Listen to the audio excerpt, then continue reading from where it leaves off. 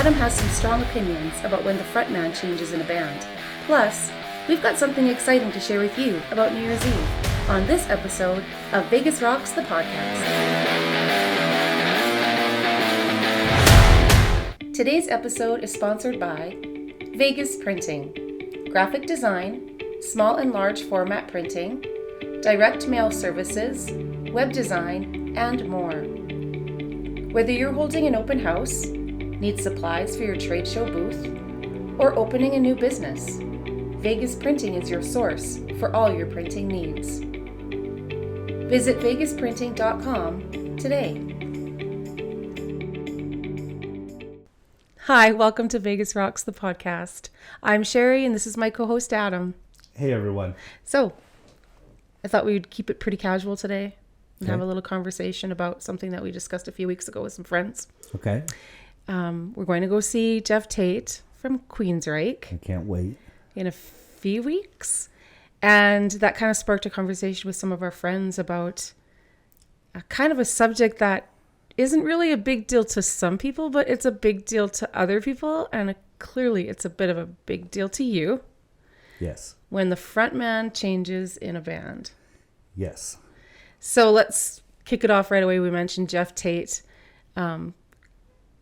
Tell me your thoughts about when Queensryche replaced Geoff Tate. Well, it wasn't good for me. A little while ago, I looked on my phone and saw an ad for Queensryche and Skid Row. Oh, and you must have been super excited. Yeah. Because I know how much you love Geoff Tate. I love Geoff Tate and I love Sebastian Bach. So I didn't do any research, didn't look it up or anything, just went and bought tickets that day, went later on that night. So it's at a indoor-outdoor arena at the Cannery Casino. And when I was there, I see all the bands setting up. First out was Skid Row. The band starts their intro and everything, and I'm waiting, and no Sebastian Bach. So that was kind of a disappointment. Was it Erik Grönwall? Yeah. So that kind of started things off on a bad foot for me. I went, I tried to give it a chance, but every song that was sung, all I can hear in my head is Sebastian Bach singing it, so it pretty much ruined that entire set. So would you say that you didn't love Erik Grönwall's talent, or were you just so stuck? Stuck, yes. I was very stuck on wanting to hear Sebastian Bach, so I probably didn't give him a chance. Big enough chance. Yeah. And have you since then listened to any of that? Listened to any of the music with him? No, not at all. So you're gonna have to promise me that you'll give it a chance. I'll listen. I'll go on YouTube and see what I find. Good idea. And so then later that night, okay, Queensryche also was playing that night. Later on, Queensryche comes. The Skid Row breaks down. Queensryche sets up. Intro comes on. I'm waiting. No Geoff Tate. And who was the lead singer? I don't remember. Todd La Torre, I think. Todd La Torre or something like that. Yeah, Todd La Torre. It's in your notes. And again, I like Todd La Torre. I have no issue with him replacing Geoff Tate at all. I totally think Geoff Tate's a phenomenal singer. Certainly in the top. I mean, I think he's in the top 10. At least. For sure, of rock star singers. Rock music I always call them rock stars. Rock music singers. Well, the night didn't get any better. I sat through the first song and then I left the show. Again, you didn't give him a chance. No. But certainly you've heard the new guy sing in that. I couldn't even tell you. Wow. Yeah. So maybe you haven't, you just didn't even know. Maybe I've heard him in something else, maybe on the radio or something, but I couldn't even tell you what his voice sounds like. Wow. So I've listened to him quite a bit, and I really do like him, but I am super excited to see Geoff Tate in an intimate location, close up. I think it's going to be an amazing show. Yeah, the only thing that has any bit of concern about it is age. I went on YouTube recently. Are you throwing ageism into this? Yes. Well, it's not a matter of age. It's how long you've been singing. That could be the problem. And I tried to find the most recent stuff I could on YouTube, with Geoff Tate. He still sounds pretty good, so I got my fingers crossed. I'm hoping. I'm pretty sure that he's going to be. I don't think you're going to be disappointed. No. And the venue that we're seeing at, it's got a great sound system. It's real intimate, not too big, so I think that's going to be exciting too. Cool. So another band that kind of sparks a little bit of controversy, I guess, because both lead singers are fairly... They have their own following, I guess, because they both had pretty good solo careers, and that's Van Halen. So tell me your thoughts on Van Halen or Van Hagar. Okay, so my thoughts would be with the original Van Halen with David Lee Roth. Right. That to me, when I think of Van Halen, I see David Lee Roth. Yeah. Now, not to say that's when Sammy Hagar was their lead, from a commercial standpoint, they made a lot more money. There could be a lot of different factors in there. I mean, there was their music, I think maybe with Sammy Hagar was a little more radio friendly. So it maybe got a lot of airplay. That's kind of one of the reasons why I don't like it as much as I got so burned out. Every other song was off, one of their newer albums. But to me, when I think of Van Halen, David Lee Roth is the sound. He is one of the greatest frontmen, I think, that ever played. And it's not even so much his voice, it's really his personality. Oh, yeah, for sure. He was a true frontman. And when you think about, like, the 1980s and when we were both, like, watching music videos, and, like, you can totally close your eyes and... Yeah, I can still see David Lee Roth doing his roundhouse kicks, right? And things like that. I don't see Sammy Hagar ever doing that. Well, I guess they're two. In my opinion, I feel like they're just totally two different. Oh yeah. Personalities and yeah. And I mean, Sammy Hagar when those albums came out, 5150, and what was it? Unlawful Carnal Knowledge. Okay. You would know better than I. Okay, that actually was a great album. Hearing Eddie Van Halen play the guitar with a drill is something no one's ever done before. So, I listened to them. I had both of those CDs at the time when they came out. But nowadays, if I want to listen to a Van Halen song, it's always you're going back to the 80s. Yeah, it's always David Lee Roth. It's never anything that was produced after him. So I guess a lot of that what we're focusing on in this conversation is gonna be, the 80s, because that's kind of when these bands first made it big. And so then that's kind of you have that, it evokes that emotional feeling of things that you loved about stuff back then. And maybe it's not even that. Maybe it was when, with our particular age, that's what was popular. Right. That was the sound, at the time, and that's what we grew to love. Yeah, exactly. Because I know kids nowadays will listen to it and maybe... I guess it depends on... I don't know. I always consider myself to be such a good parent because I made sure that my kids knew these songs and these bands. But yeah, but do we know if they actually listen to them nowadays? Maybe 50% of my children do. Yeah. So speaking of the 80s, gosh, I remember being absolutely in love with every Journey song. And when Steve Perry went out on his own and had Oh Sherry, obviously that was my ballad.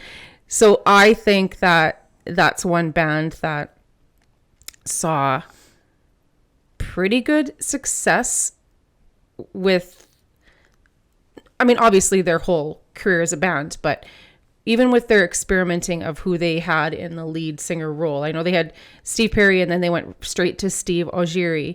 And I think maybe that might have been too soon for fans. Yeah. Although he was very talented, I don't know if people bought into him 100%. And then shortly after that, I don't know how long he was in the band, but I was surprised to learn, I didn't know this, but someone that we had seen in town play was Jeff Scott Soto. Mm-hmm. And I had no idea that he was with Journey for a year and toured with them and saw a really great success. But he might have alluded to the fact that he had a pretty strong personality back then. He still does now. And that I don't know. I don't know. I just think he's so talented on his own, and although they saw success in the tour, eventually they looked for someone else and were able to find on YouTube a Filipino singer.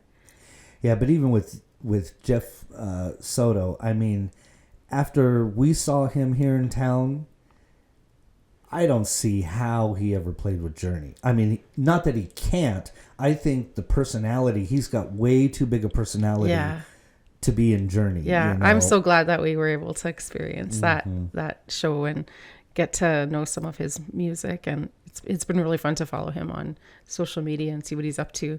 And so, yeah, like Neil Schoen scrolling YouTube, finding Arnel Pineda and hearing Arnel Pineda's voice in concert. Mm-hmm. And while you want to give him props for, you know, being his own talent, he really does remarkably sound like Steve Perry. I mean, it's uncanny how alike the voices are. It's funny because it's almost like when you think of, you have an old dog and you bring a puppy to bring new life into that dog. That's what it seems like it did for Journey. Because I don't think with a frontman that was the same age as all the originals would have ever put on as good a show. I mean, yeah. Well, I mean, I don't know how old Arnel Pineda is. I think he looks younger than he is. But he's still got to be younger than us. He's way younger than us. But man, his energy is like through the roof. Like he is running around on that stage and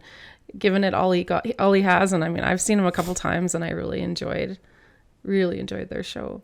We have something else to look forward to next year. We're going to take in a Styx concert, and Styx started out with Dennis DeYoung, and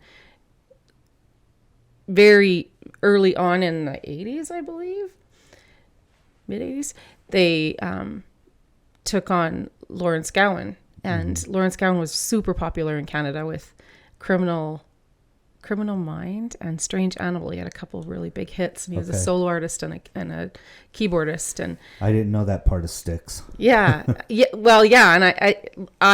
I think most of my Styx listening experience included Gowan, and so seeing them live is going to be a pretty big treat for me again. I probably one of my favorite bands, so I'm super excited about it. Yeah, I have high hopes for him. I mean, I don't think you're going to be disappointed. I think it'll be great. Styx is Styx, so, and I only know, from what I've heard with Dennis DeYoung, so we'll see. Another example. You can touch on this last one because I think Another example of when a frontman changes and it goes right is Velvet Revolver. Oh yes, wow. So when Guns N' Roses broke up, Axl Rose left, all the other band members are sitting there, ultra talented guys. They're looking for a front man, and they come across Scott Weiland. At the time, he was battling with addiction, things like that, so I kind of understand where Slash and all them were worried about, his reliability. Mm-hmm. But oh my God, For me personally, I thought they were better as Velvet Revolver than they were as Guns N' Roses. I mean, Axl Rose was a great front man. He kind of kept that hard rock theme going past when they already started transitioning into the grunge era. Yeah. So that was exciting. And Guns N' Roses is great, but for me personally, I like Velvet Revolver. No, you know how I feel about Velvet Revolver. Yeah. I mean, they really, and it's a double-edged sword. They lucked out with an amazing singer, and unfortunately, his addictions got the best of him. Yeah. So it's too bad we didn't get to see more of them together. Yeah, for sure. And it's still a treat that Slash is now on his own, touring on his own, and he got Miles Kennedy, and it is a different band because Miles Kennedy's voice is so much different, and I wouldn't say it's a bad thing. I think it's just as good. It just sounds like a different band, or then a a different band than Velvet Revolver. Well, and it's as it should. I think it should. I don't think he's trying to replicate Velvet Revolver, but I mean, obviously, he's going to pay tribute and play a little bit of that music. They still play that music. Yeah, having the Miles Kennedy and Conspirators, I think it throws a new twist into it. Yeah, which is totally welcome. Oh yeah. Who's next on? Oh, I wanted to talk about how we were stadium tour snobs. Oh. I mean, partly because maybe we were a little bit cheap, and we didn't want to. No, we were a lot cheaper. We were a lot cheaper. We didn't want to pay. We didn't want to pay money for nosebleed seats, but nor did we want to fork out the dough for really good close seats, up. Yeah. So we opted to pretend that we knew nothing about it and didn't want to talk about it, that we didn't go. But it would have been a great chance to see Motley Crue. And so I'm glad we didn't. Not necessarily. You're glad we didn't go? Yeah, because you think you would have been disappointed? I would have been disappointed. I know just a negative Nancy today. Well, I'm just being real. Vince Neil's had a hard time. The way he sings seems like it's unsustainable. After 85, 40 years almost. Yeah. He was, doing something about his health, with the tour, which was good. But I saw a lot of comments from people, online saying that he doesn't have a voice anymore. Wow. And, what made me believe that is, in the 90s, I saw Motley Crue here at the MGM Grand Garden Arena. And his voice wasn't great then. Ooh. Meaning, it didn't seem like he was singing. He would, talk a verse, pause, talk another verse, and it didn't feel like Motley Crue. It didn't feel like when I was a kid, listening to him. So I wonder what's going to be next for them. I don't know. The rumors online, it's not been confirmed by them, but all the rumors are saying Scott Stapp from Creed, which would be interesting. I mean, I saw Creed here. I don't even remember when it was, but when they were in their prime, he's got an amazing voice. Yeah, he's a strong vocalist for sure. And I mean, probably even stronger than Vince Neil ever was. Mm-hmm. But again, just like I said with David Lee Roth being such an iconic frontman, I mean, Vince Neil is the frontman of Motley Crue. Yeah, right. So how will that work? We don't know. I mean, it's all conjecture right now. So while we're on the topic of Motley Crue, I want to know your film review of The Dirt, because we've only watched it. I don't know how many times we've watched it. I actually liked it. I did too. I wonder how much was, true. I'm sure they... Maybe. I mean, can you snort ants? Why not? I don't know. He snorted pee in it too, so... That was Ozzy. Too funny. Mm-hmm. Yeah, it's a good movie. I don't know if any of it's... I don't know how much of it is 100% accurate. True. Maybe I don't want to know because, you kind of want to have this perception of what a rocking good time they were having. How things could have been. So the other night when we were driving home, we had that little conversation and I said, this would be fun to just kind of touch on, but I was trying to, I don't know if I'll word it properly with you now either, but I was trying to get out like the understanding of, will there ever be a decade of music that is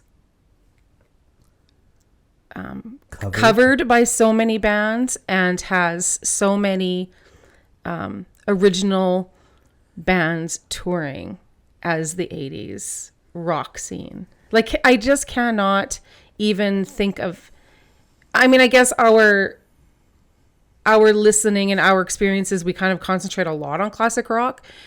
And so maybe if we would seek it out, we'd find it. But I don't know if there would ever be another decade that would be the same. I can't think of one that's because if you think about it, really the only people left from the grunge era are who? I mean, Dave Grohl from the Foo Fighters. Yeah, there's a few that are still and that touring. are still touring. Okay, but certainly, I guess in Vegas, when we think about cover bands, they do touch on. There's a lot of grunge and alternative and post-alternative. Well, I'm just saying from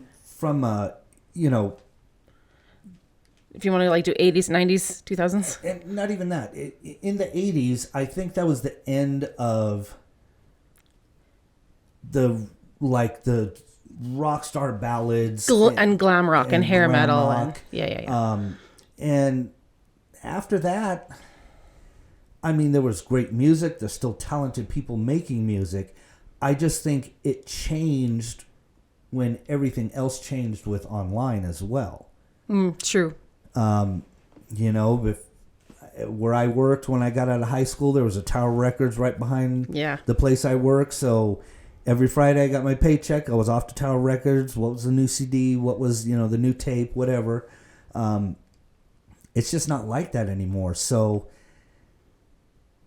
and it's weird too. I noticed with the bands in the 80s, I mean, I knew every person in that band's name. Mm-hmm.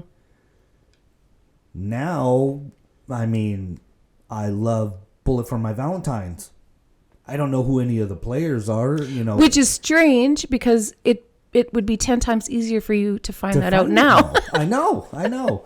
Before it was, you got Circus or Hit Parade or Magazine. Yeah. You memorize everything. Or you saw them on MTV.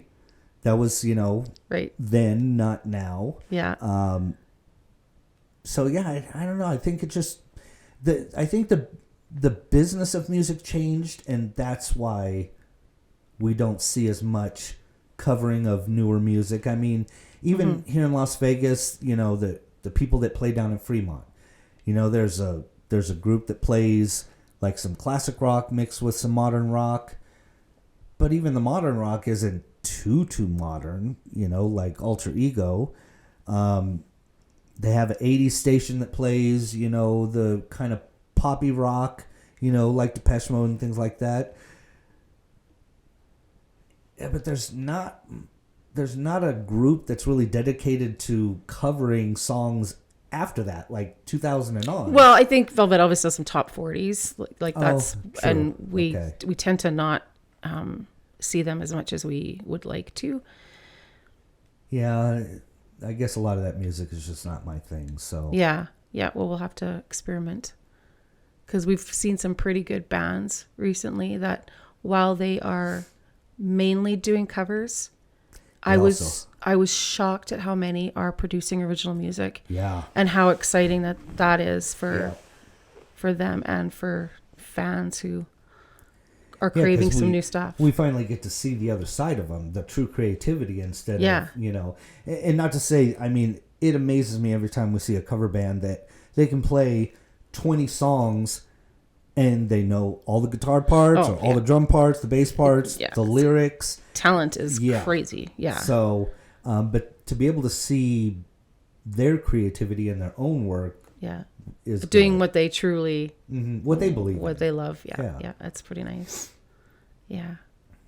So that brings us kind of towards the end of our episode, but we do want to mention some exciting news for New Year's Eve.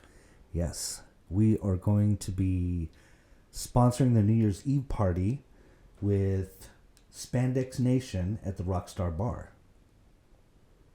Tickets are available on Eventbrite for $25. Before the show, $30 at the door. At the door. What does that include? There's going to be a champagne toast and party favors included with the ticket price. We're going to have a on-site photographer. Oh, fun. That you can have your picture taken in front of a big banner that we're going to have there. The red carpet, if you will. Mm-hmm. Some giveaways. Yeah, we'll do some giveaways. And, I mean, it's going to be exciting. Spandex Nation has got a huge following here. I think they're going to sell the place out. Yeah, they're going to put on a good show. It'll be really fun. So come and hang out with Kid Hollywood and Nikki Rocket and Ricky Starr and the Shredder. Yeah, and to make it easy for you guys, we'll have a link to get tickets in the description of this episode. And make sure you get your tickets beforehand, because I don't know if there's going to be tickets or room on New Year's Eve. Yeah, I'd play it safe and get them now. I'm excited. Just in case. So if you guys have any opinions on what you think about frontmen leaving bands, and if you've got a band in mind that you want to touch on, let us know in the comments. Mm-hmm. Don't forget to like this video if you like it, subscribe, and share it with your friends. And I guess that's it. That's it. Till next time, Vegas Rocks the podcast for everything that rocks in Vegas. Bye.